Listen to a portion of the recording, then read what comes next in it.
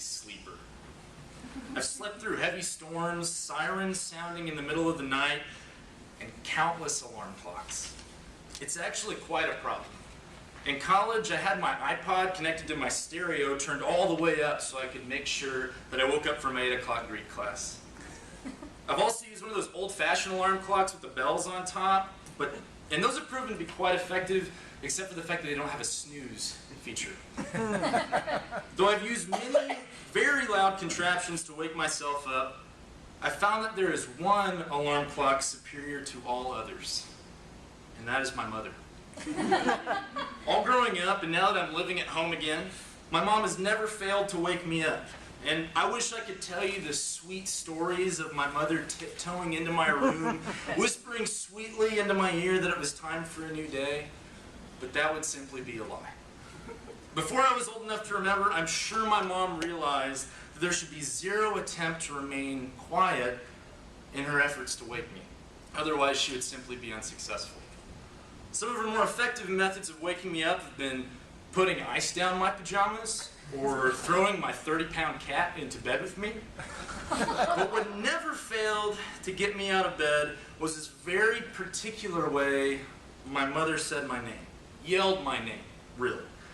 With the expertise and pronunciation that characterizes the work of Victorian poet Gerard Manley Hopkins or contemporary rapper Eminem, she's crafted this way of bellowing my name that always terrifies me out of my bed.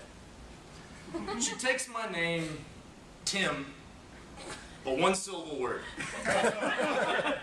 and makes it into a two-syllable word at a very high volume. So Tim becomes Tim. It's really quite an accomplishment. There are times when I wake up just before the Tim comes ringing through my hallway. In these moments, speaking as a non-morning person, can be some of the strangest moments of my day. I'm usually still half dreaming, and I feel the weight of the day creeping in on me. I find myself in between the world of sleep and the land of the living, where I have responsibilities and homework and conversations. Like I said, I'm often still in a dream state in these moments, and though dreams can often be wonderful and exciting and fun, dreams can also be terrifying. Freud says they're the window into our subconscious. And often in my dreams, I find my deepest insecurities and fears surface in ways that are surreal and strange. I often find myself not being able to make sense of what I dreamt about. There's no rhyme or reason, just mere absurdity. I'm often haunted by feelings of being troubled and confused the entire day after some dreams. There's that expression, may all your wildest dreams come true. And my response to that is, no thanks. Absolutely not. I say this because my wildest dreams should never come true for the well-being of all of us in this room. For instance, one of the first dreams I remember having involved me sitting in the living room of the house I was raised in, watching a movie about what I knew in my head were blood monsters. But instead of these blood monsters remaining simply figures on a screen, they stepped out into my living room and became a threat to my life. So dreams can be wild in a bad way.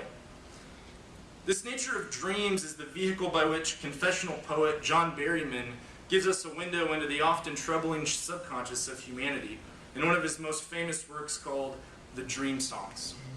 This work captures that sense of absurdity and despair and desire that so many of us only come into close contact with in our dreams.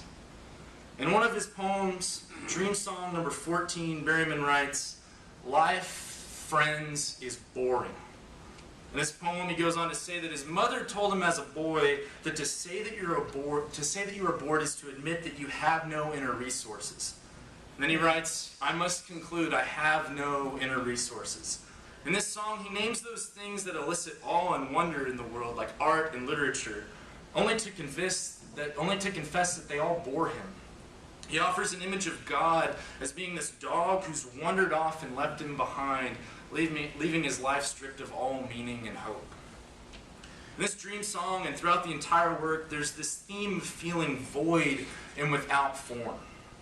And if you read between the lines, there are cries for help, a desire for meaning and intimacy, and maybe even a desire for God. It's as if Berryman, who disguises himself in his alter ego, Henry, is a child in the darkness of his mother's womb, pushing against the walls of his mother's uterus, as if to say, surely there's more than this. And part of the gospel, the good news of creation and recreation, is that there is. But another part of the good news of the gospel that we see present in the first two verses of our scriptures is that before creation, before we even have light to see, or we've emerged out of formlessness and into our true identity, there's presence.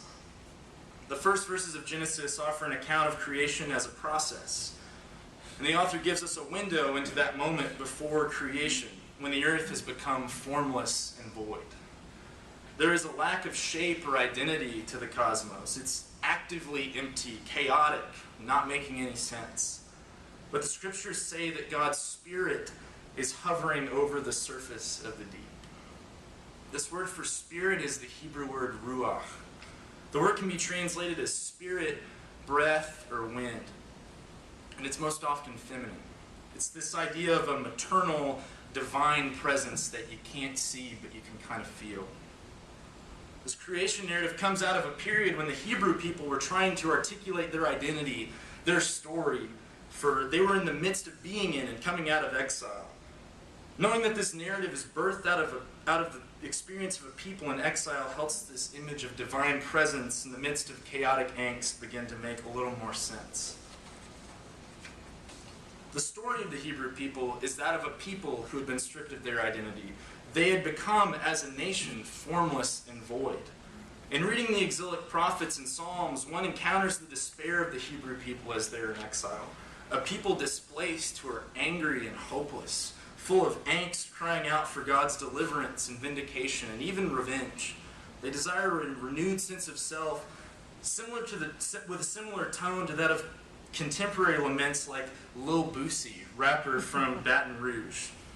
On his second mixtape, he put out a song entitled Living in a Dream. The verses of this song are characterized by lamenting the vicious cycles of violence that characterize the community he and his friends find himself in. There's an expression of desiring a renewed sense of self for himself and his community, even if that means violence being done to other people. This song captures the longing for revenge and survival and preservation of and discovering of a new identity that is characteristic of those in exile.